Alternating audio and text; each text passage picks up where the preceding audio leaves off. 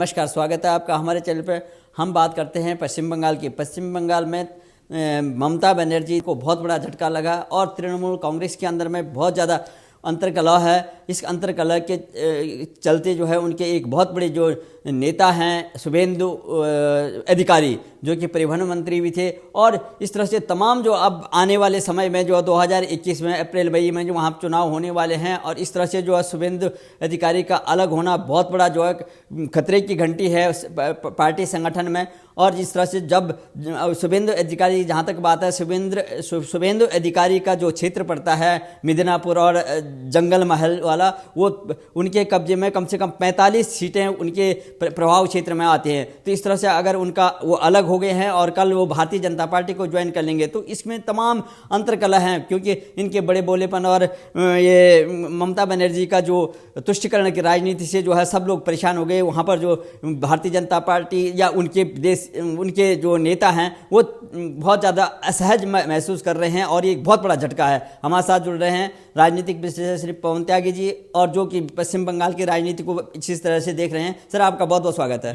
किस तरह से लेते हैं सर जो है अभी जो ममता बनर्जी का जो मामला है, और इस तरह से अब सामने जो है चुनाव आने वाले हैं और वहाँ अंतर्कलह पड़ गया है, और एक बहुत बड़े कद्दावर नेता उनके छोड़ करके भारतीय जनता पार्टी कल ज्वाइन करने वाले, तो उसे क्या आने वाले समय में क्या चुनाव में क्या प्रभाव पड़ेगा? देखिए, ये ममता बनर्जी के लिए बहुत बड़ा झटका है, क्योंकि ये बहुत ज़्यादा असरदार नेता के साथ साथ जमीनी स्तर पे कार्यकर्ताओं से जुड़ाव इनका है, और टीएमसी के प्रारंभ से इनका कार्यकर्ताओं से जुड़ाव रहा है, लोगों के काम करते हैं, बहुत लोकप्रिय हैं पूरे पश्चिम बंगाल में। आपने जैसा बताया कि लगभग 40 सीटें ऐसी हैं जहां इनका प्रभाव है कि यदि ये वहां स्टेज पर खड़े हो गए और इन्होंने कहा कि ममता दीदी को जिताना है, तो ममता दीदी को वो सीटें मिल गई। अब क्योंकि ये ममता दीदी का साथ छोड़ चुके हैं और भाजपा में ज्वाइन करने वाले हैं, तो अब आप देखिए कि भाजपा को कम से कम जो 40 सीटें इनके प्रभाव की हैं, मैं तो ये कह रहा हूं कि 40 में से 40 वो सीटें अब भाजपा के खाते में आएंगी। और आपको बताऊं कि ये जो हो रहा है ये एक शुरुआत है। इनके आते ही अन्य जो और नेता हैं वो भी सोचेंगे कि जब आप देखिए कि एक मंत्री छोड़ सकता है, शुभेंदु अधिकारी जो मंत्री थे, आप मंत्रालय कोई ऐसे नहीं मिलता है, और उस मंत्रालय मिलने वाला व्यक्ति यदि असंतुष्ट है और वो कह रहा है कि टीएमसी में अंदर खाने जो चल रहा है वो ममता बनर्जी का परिवारवाद चल रहा है, और इस परिवारवाद को ममता बनर्जी बढ़ावा दे रही हैं, और इसलिए अब यहां टीएमसी में रहना अपमान कराना है, तो जिसको अपमान कराना हो वो टीएमसी में रहे, मैं छोड़ के जा रहा हूं। तो ये जो चुनाव अभी आने वाला है, अगले 1 साल के अंदर जब चुनाव आएगा ना, उसके पहले पहले आप देखेंगे अभी टीएमसी छोड़कर जाने वालों की झड़ी लगेगी, क्योंकि ममता बनर्जी ने पिछले 4 सालों में जैसा बर्ताव वहां की जनता के साथ किया है, आप देखिए केंद्र की जितनी भी योजनाएं गरीबों के उत्थान के लिए है वो उसने लागू ही नहीं करी। चाहे वो जो है आप बीमा है, जिसमें स्वास्थ्य बीमा की योजना है, किसानों के लिए जो राहत पैकेज है, जो गरीबों को राशन मिला है वो भी टीएमसी कार्यकर्ताओं ने अपने आप बांट दिया, गरीबों तक नहीं मिला। वो कोविड-19 में मोदी सरकार ने पिछले 6 महीने से लगातार मार्च से लेकर अभी तक महीने में 2 बार 5 किलो चावल, 5 किलो दाल, 5 किलो गेहूं प्रति व्यक्ति ये जो दिया है, ये वहां जनता ने शिकायत की कि टीएमसी के कार्यकर्ताओं के पास ही वहां की एजेंसियां हैं राशन की, और केवल अपने कार्यकर्ताओं को देते हैं, नहीं तो बाजार में बेच खाते हैं। ऐसी फोटोएं वायरल हुई थी। तो ये जो जनता में आक्रोश है, ये आक्रोश अब टीएमसी के विरुद्ध पनप रहा है, लेकिन टीएमसी कार्यकर्ता गुंडाई कर रहे हैं। जो जरा सा वहां कोई भाजपा का नारा लगा देता है, जो मोदी जिंदाबाद कह देता है, जो जय श्री राम बोल देता है, उसको तो ये ऐसा देखते हैं जैसे कि दुश्मन, और उसके ऊपर टीएमसी के गुंडे हमला कर देते हैं, चाकुओं से, बम से, गोलियों से। ये वहां आम बात हो गई। अब तक सैकड़ों कार्यकर्ताओं को मारा जा चुका है वहां, उसमें आम पब्लिक भी है। कोई भाजपा का झंडा वहां अपनी छत पे लगा ले, उसके घर में बम डाल देते हैं। कोई जय श्री राम का नारा लगा दे तो ममता बनर्जी को बिल्कुल मिर्च लग जाती है, पुलिस को कहती है पकड़ो इसको, इसने जय श्री राम कैसे बोला। मतलब ममता बनर्जी की बौखलाहट देखिए कि खुद के कर्मों के कारण, परिवारवाद बढ़ाने के कारण उसकी पार्टी में फूट हो रही है। उसका एक भांजा भतीजा है ममता बनर्जी का, लोकसभा सांसद भी है, अभिषेक बनर्जी। हो क्या रहा है कि ममता बनर्जी आगे उसको एक नेता के रूप में बढ़ावा दे रही है, और सारे फैसले टीएमसी के जो ले रहा है इस समय, वो ये अभिषेक बनर्जी ले रहा है। किसी को टिकट देने की बात हो, कहीं से चुनाव लड़ाने की बात हो, कहीं टेंडर देने की बात हो, तो जो नेता हैं वहाँ के, जो विधायक हैं, जो सांसद हैं, वो कह रहे हैं कि जब जो है हमारी चलनी ही नहीं है, ये अपने भतीजे को आगे बढ़ा रही है, जैसा और पार्टियों ने किया। मुलायम सिंह ने अपने बेटे को बढ़ाया, ये जो कांग्रेस है, सोनिया गांधी ने राहुल गांधी और प्रियंका को बढ़ाया। ठीक इसी पैटर्न पर ये ममता बनर्जी, खुद की शादी हुई नहीं है, लेकिन अब ये भतीजे को आगे ला रही है कि पार्टी की कमान उसको सौंपी जाए, आगे सत्ता का सुख भोगने के लिए ख्वाब बना रही है। और बौखलाहट में क्या कहती है कि जो भाजपा है, ये भाजपा झूठ का पुलिंदा है और देश के लिए सबसे ज्यादा जो है बड़ा अभिशाप है, वो अभिशाप बता रही है।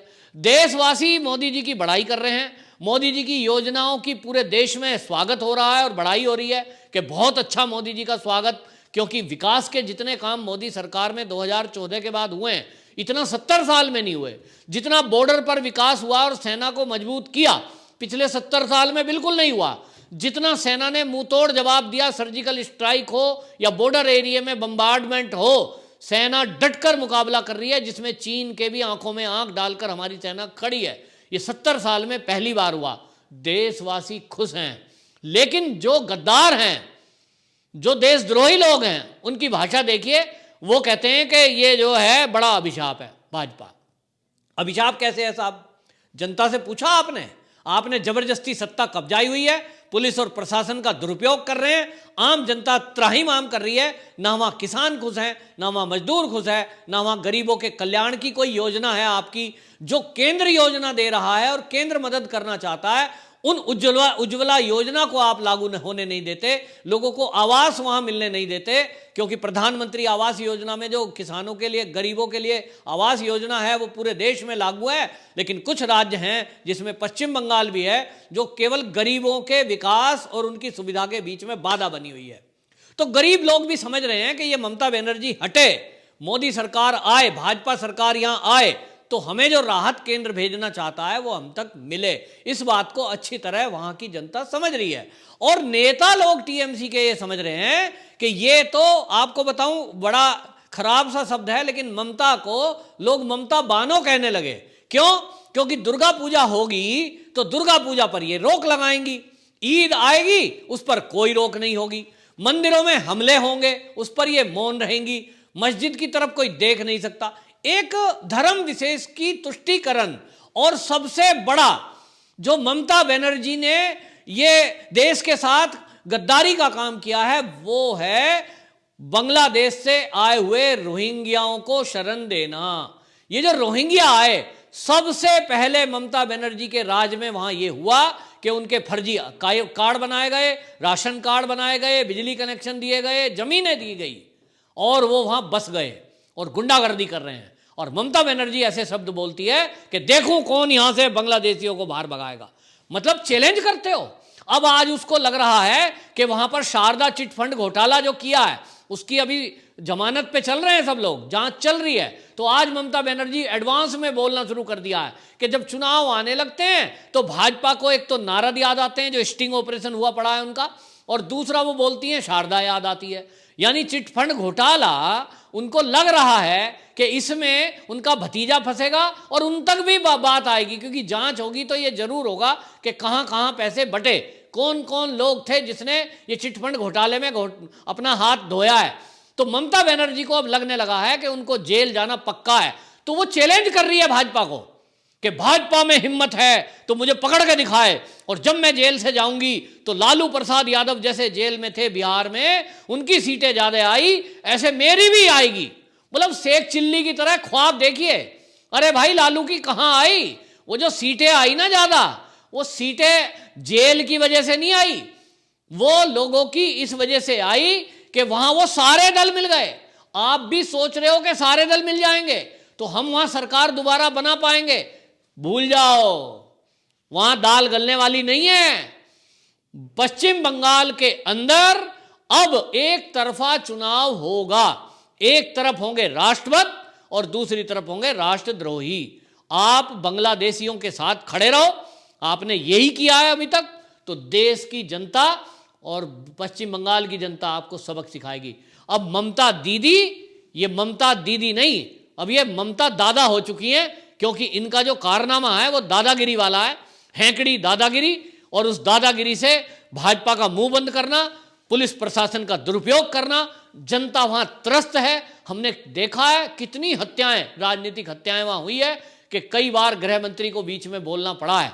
लेकिन ममता दादा है कि वो गृह मंत्री का हेलीकॉप्टर नहीं उतरने देगी, वो मोदी जी को रैली का इजाजत नहीं देगी, वो तो दीदी से दादा हो गई। तो दादा कोई बने तो उस दादागिरी से कितने दिन सत्ता पे काबिज रह पाएगा? आखिर जनता उस दादागिरी को समझती है और एक दिन बड़े बड़े दादाओं को उतार फेंकती है, चाहे वो कोई भी हो। तो ममता दीदी का दादापन अब एंड, और अब उनका एंड आ गया है। तो उनको लग रहा है कि जैसे ही सत्ता जाएगी तुम्हारे लिए जेल तैयार है, क्योंकि कितने घपले घोटाले किए हैं, इन सबकी जांच होगी, और जब जांच होगी तो जेल जाना तय होगा। इसलिए एडवांस में वो कहना शुरू कर रही हैं मैं तो जेल जाने को तैयार हूं। भाजपा कोई पागल थोड़ी है, इतने कार्यकर्ताओं की हत्या वहां हुई है, इतनी लूट आगाजनी वहां होती है, इतने रोहिंग्या वहां बसे हैं। मोदी जी कब का राष्ट्रपति शासन लगवा देते, क्यों नहीं लगवाया? क्योंकि वो जान रहे हैं कि अब थोड़ा समय बचा है, 4, 5, 6 महीने बचे हैं चुनाव में, सिंपैथी क्यों दें इनको, मरेगी अपनी मौत। तो जो आदमी अपने आप ही अपने गड्ढा खोद रहा है अपने लिए राजनीति में, उसको और धक्का देने की जरूरत क्या है? ये पाप मोदी जी क्यों करें? तो जेल तो खुद ही अपने कर्मों से तैयार कर दी ममता दीदी ने, जेल जाना तय है। इसलिए ममता जी का ये बयान आ रहा है, मुझे जेल में डालो, जेल में डालो। मोदी जी जेल में डाल के वैसा सिंपैथी देने वाले नहीं है।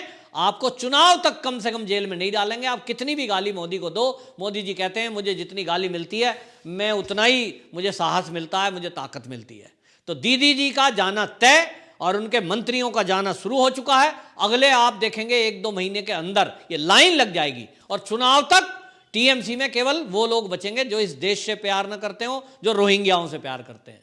आपने सरल शब्दों में हमारे दर्शकों को बताया, बहुत बहुत धन्यवाद आपका।